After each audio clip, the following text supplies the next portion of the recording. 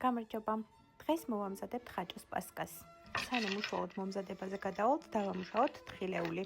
მე მინდოდა თხილეული საღეჭი ყოფილიყო, ამიტომ უბრალოდ დავკიპე. თქვენ შეგიძლიათ გაატაროთ. ხაჭოს პასკაში მე ვიყენებ ასევე შოკოლადს, რომელიც დავჭერი წვრილად. ასევე წინასწარ დავალბე ქიშბიში, რომელსაც გამოვიყენებ მოგვიანებით. ხაჭოს პასკისთვის გამოსაყენებელი რძის პროდუქტები სასურველია იყოს მაღალპროცენტიანი ცხიმის შემცველობით. და ნუ რა თქმა უნდა, აჯობებს რომ იყოს ნატურალური. მე ვიყენებ მაღალპროცენტიან ხაჭოს და არაჟანს. ამ მასას მე ვუმატებ ძალიან მცირე რაოდენობით დაბქვილ მუსკატსა და მიხაკს, რათა ტრადიციული პასკის ნოტები შემოვიტანო. ასევე ვუმატებთ ოთახის ტემპერატურის 100 გრამ კარაქს და მიღებულ მასას ვაბლენდერებთ ერთიანი კრემისებური მასის მიღებამდე. როდესაც დაბლენდერებული მასა მიიღებს დაახლოებით იმ ფორმას, როგორცაც ვიდეოში ხედავთ, ვამატებთ შაქრის ფხვნილს. მე ასევე ვამატებ ქოქოსის ფანტელებს, დაკეპილ თხილეულს, წინასწარ დამბალ და გარე ცხილ ქიშმიშს, დაჭრილ შოკოლადს და ვამატებ ფორთოხლისა და ლიმონის ცედრას. ცედრასთან ერთად მოგვიანებით დავუმატებ ასევე კენკრას და ციტრუსისა და კენკრის ერთიანობა საკმაოდ საინტერესო გემოს აძლევს საბოლოოდ პასკას.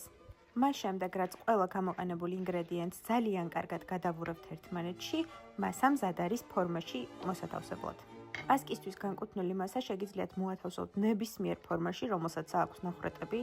ასევე აუცილებელია ფორმაში მოათავსოთ მარლა, რომელიც უნდა იყოს ნამიანი, ამისთვის შეგიძლიათ წინასწარ დაასვოლოთ და გაწუროთ. როგორც უკვე გითხარით, მე პასკის მასას ასევე დავუმატე კენკრა, ამ შემთხვევაში ჟოლო და ძალიან მოუხდა. როგორც კი დაასრულებთ პასკის მასის ფორმაში გადატანას, უნდა შემოუკეცოთ მარლა, ისე როგორც ხედავთ ვიდეოში, ან როგორც თქვენთვის მოსახერხებელი იქნება. მთავარია, რომ ზედაპირი სრულად დაიფაროს.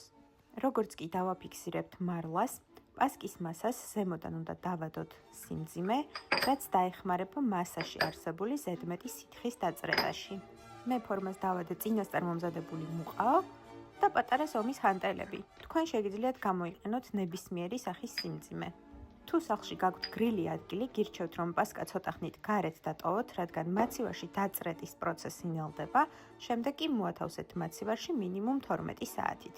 რაც უფრო დიდხანს აცდით დაწრეტას, მით უკეთესი გამოვა. პერიოდულად აუცილებლად გადაუწურეთ სითხე, რომელსაც გამოყოფს, შემდეგ კი მორთეთ სურვილის ამებრ. მე გამოვიყენე გამლღვალი შოკოლადი და დაკეპილი გოგრის თესლი. გამოდის ძალიან გემრიელი და აუცილებლად სცადეთ.